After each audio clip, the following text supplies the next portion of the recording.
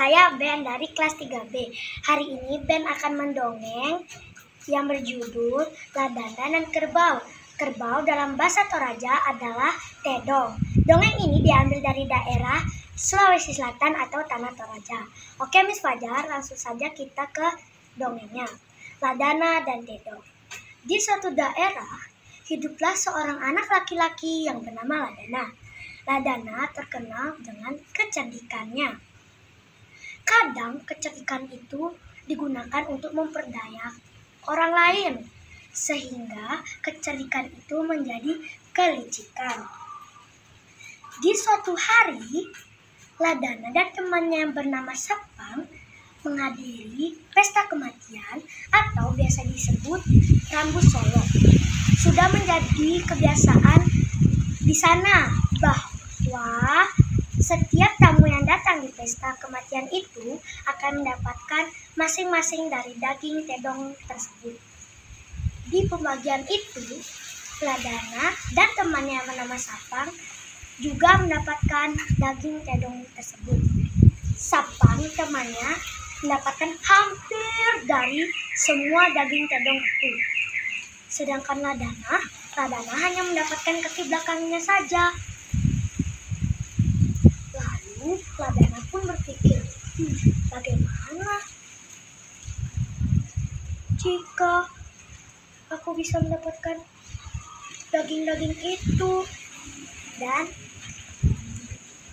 Ladana pun berkata, Sapang, bagaimana jika daging yang saya punya dan daging yang kamu punya kita gabungkan, lalu kita akan tukar dan kita akan pelihara, dan jika tedong itu sudah gemuk maka kita akan potong deh dan nikmati makanannya. Dan Sapang pun menyetujuinya. Lalu mereka pun berjalan menemui tuan rumah. Lalu mereka mengusulkan idenya kepada tuan rumah. Mereka sangat senang sekali karena idenya diterima oleh tuan rumah. Lalu setelah beberapa hari itu, Ladana sudah tidak sabar sekali untuk menunggu agar tedongnya itu gemuk. Lalu Ladana pun datang ke rumah Sapang.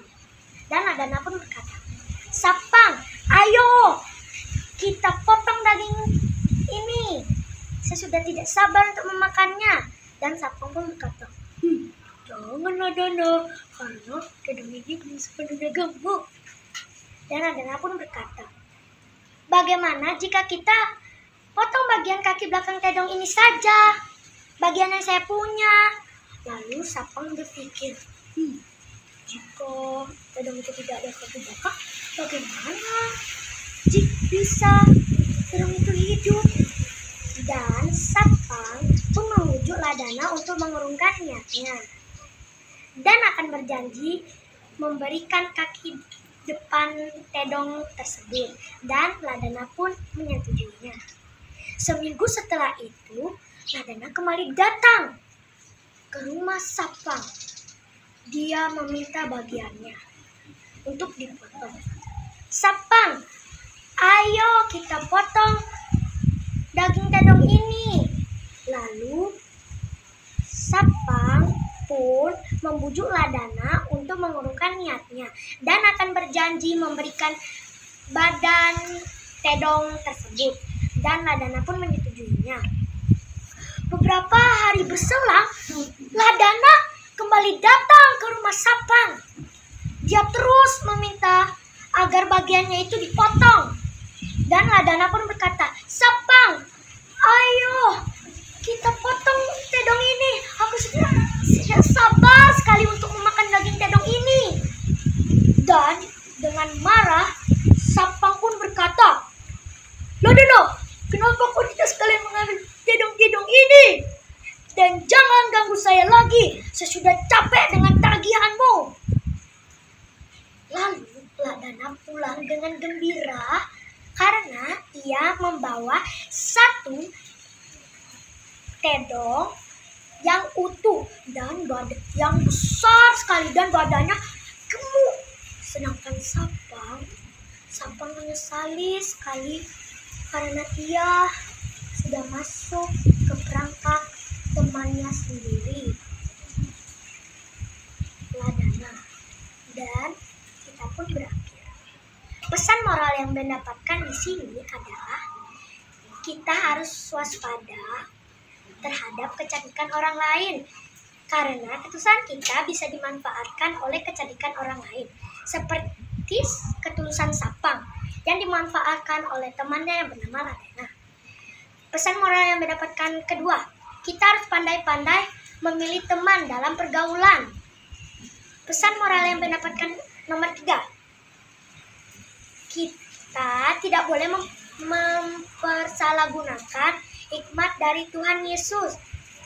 Seperti di firman Tuhan, Amsal 1 ayat 7.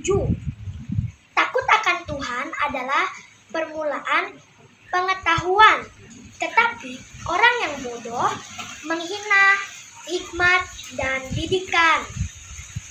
Ayo teman-teman, kita gunakan hikmat Tuhan Yesus dengan baik dan benar. Dadah Miss Fajar, terima kasih teman-teman yang sudah menonton dongeng dari Ben. Dadah, Tuhan Yesus memberkati. Kure sumanga, dadah. Halo, nama saya Jamie, kelas 3B. Hari ini saya akan menceritakan tentang dongeng Kancil dan Harimau. Pada suatu hari di hutan, ada seekor tikus yang sedang bermain di hutan. Karena saking asyiknya, dia tidak sadar bahwa dia sudah jauh dari rumah. Saat dia sadar dia jauh dari rumah, aku sudah jauh dari rumah. Sebaiknya aku pulang. Tikus pun mencari jalan pulang. Karena dia terlalu jauh ke hutan, dia kesasaran ke kandang harimau yang sedang tidur. Tikus pun melarikan diri. Dia ingin melarikan diri. Karena saking kepanikannya, ia malah naik ke hidung harimau. Wih! Harimau pun terbangun karena merasa tidur siangnya diganggu. Lalu tikus pun dicengkram. Rar, rar, rar, rar. Lalu saat bersamaan Kancil sedang minum di sungai dan dia mendengar teriakan suara tikus. Lalu Kancil pun bergegas mencari asal suara itu. Saat dia melihat dari balik semak-semak, dia melihat bahwa tikus dicakar oleh harimau yang sangat besar. Kancil takut, tapi dia ingin sekali menolong si tikus. Kancil pun memberanikan diri untuk datang ke situ. Lalu si harimau bilang, "Hei, kau Kancil, apakah kau berani ke sini? Kau akan menjadi santapan siangku." Lalu si Kancil bilang, "Hei harimau, kenapa aku harus takut padamu? Akulah raja hutan di sini." Lalu harimau bilang, kau raja hutan? Hahaha, mana hewan sekecil ini menjadi raja hutan? Hei harimau, kau tidak percaya padaku ya? Kau bisa tanyakan langsung kepada penasehatku. Penasehat? Hahaha, di mana penasehatmu? Hei harimau, kau tidak pura-pura tidak tahu ya siapa penasehatku? Itu yang kau cengkram itu penasehatku. Si tikus pun sadar bahwa si Kancil berbohong untuk membantunya. Lalu si tikus mengatakan, "Iya benar, Kancil raja hutan di sini. Kalau kau tidak percaya, kau bisa tanyakan langsung kepada semua hewan yang ada di hutan ini." Lalu si harimau mengatakan, mana buktinya? Buktinya mana? Si Kancil pun bingung. Dia bingung gimana cara membuktikan kebohongannya. Lalu si Kancil pun punya ide. Lalu dia bilang, "Kau masih tidak percaya buktinya? Beberapa hari yang lalu aku sudah membunuh satu hewan harimau besar sepertimu. Kepalanya masih aku simpan di sumur." Lalu si harimau bilang, "Bawa aku ke sana. Aku tunjukkan harimau yang malang itu." Lalu saat itu si Kancil membawa harimau ke sumur. Lalu Kancil bilang, "Ini kita sudah sampai ke sumur yang aku bilang itu. Dan sekarang kau lihat saja ke dalam sumur." Karena saking takutnya, si harimau hanya mengintip saja. Saat dia membuka matanya, ternyata benar ada kepala harimau yang sangat besar itu. Lalu dia pergi kabur dari sini. Dan si Kancil sama si tikus tertawa terbahak-bahak.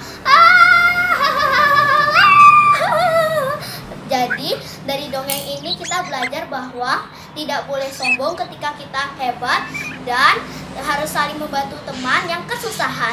Dan Terima kasih semuanya. Berikan hormat. Berikan hormat. Dan